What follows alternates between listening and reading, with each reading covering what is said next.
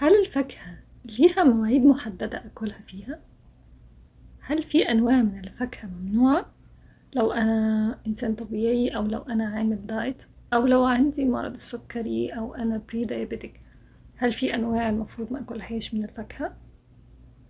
هل آكل الفاكهة قبل الوجبة ولا بعد الوجبة؟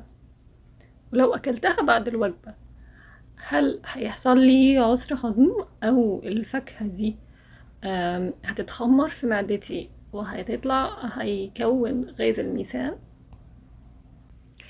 الإجابة إن الإنسان الطبيعي يقدر ياكل الفاكهة في أي وقت، ومفيش أي قيود إني أكلها مع وجبة أو قبل وجبة، ولكن باكلها بالكميات الصحيحة اللي هي من 3 ل6 حصص في اليوم.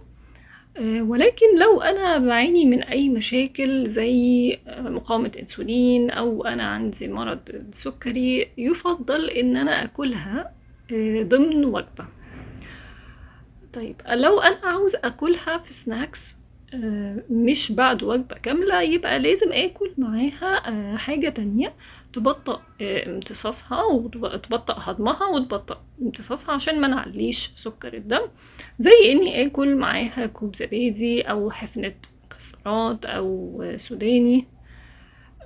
ولو اخدتها ضمن وجبة ممكن اكلها بعد الوجبة مباشرة، مش هيحصل اي تخمر في الفاكهة لو أكلتها مع وجبة فيها بروتين وفيها فات أو وجبة كاملة يعني، لأن المعدة أحماض المعدة بتمنع نمو أي بكتيريا وهتمنع التخمر ده أصلا، مش هيحصل أي تفاعل ونمو للبكتيريا.